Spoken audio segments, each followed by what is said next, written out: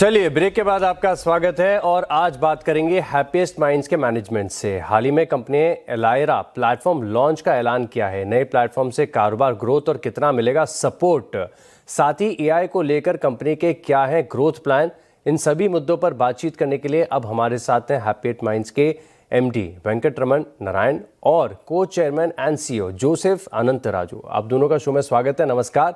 और सबसे पहले जोसेफ सर, आपसे मैं एक सवाल पूछना चाहूँगा कि ये जो आपने प्लेटफॉर्म हाल ही में लॉन्च किया है एलायरा, इसके बारे में थोड़ा सा और बताइए, क्या फायदा होगा कंपनी को? अगर आप इंफ्रास्ट्रक्चर और एप्लीकेशन सपोर्ट करना चाहते हैं और जितना भी क्वेश्चंस और रिक्वेस्ट आते हैं यूजर से, तो उसको कैसे हम ऑटोमेट कर सकते हैं, वो सोच के हमने एलआरआई को बनाया है। वो एआई बेस्ड लेयर है जो नीचे जो रिक्वेस्ट आ रहे हैं वो सबको लेके एक डैशबोर्ड में प्रेजेंट करेंगे और उसको ऑटोमेट करेंगे।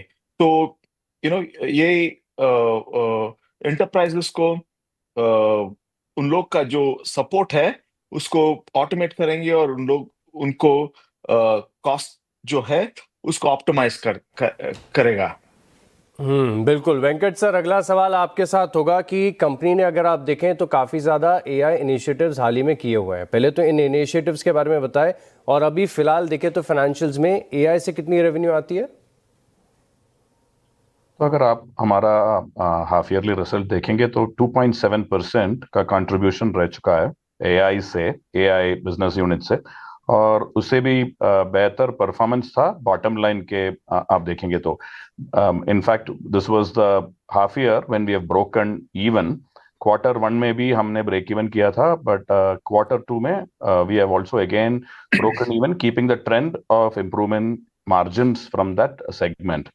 So this is a segment where we had talked about making investments पिछले तकरीबन एक साल के पास हम इसमें इन्वेस्टमेंट ही कर रहे थे, and we were thinking that it will take another 6 months to break even, but it has actually done so ahead of time, and it's contributing about 2.7%.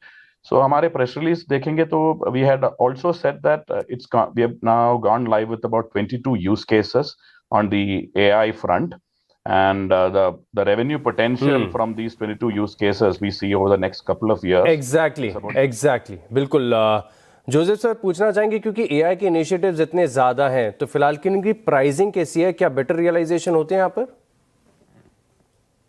तो अगर आप देखेंगे, हमने ये एनालिसिस किया क्योंकि हम इंटरनली हम जानना चाहते थे कि जो इन्वेस्टमेंट्स हम कर रहे हैं एआई और जेन एआई में, दोनों थोड़ा अलग है, उसका मुनाफा हो रहा है या नहीं।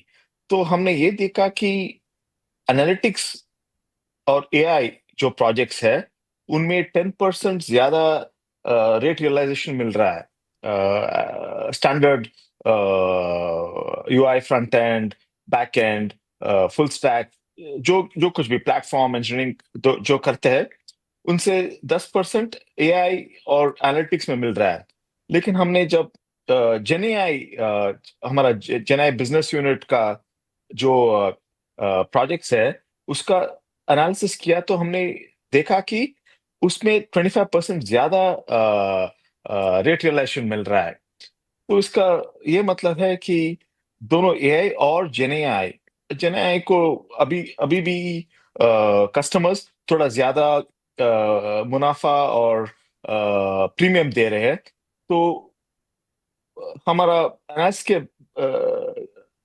When you look at it, हमें 10% ज्यादा मिल रहा है एआई में और जेन एआई में 25% मिल रहा है। तो इसका मतलब है कि हमारा जो इन्वेस्टमेंट्स और जो कोशिश कर रहे हैं उसका मुनाफा हमें मिल रहा है।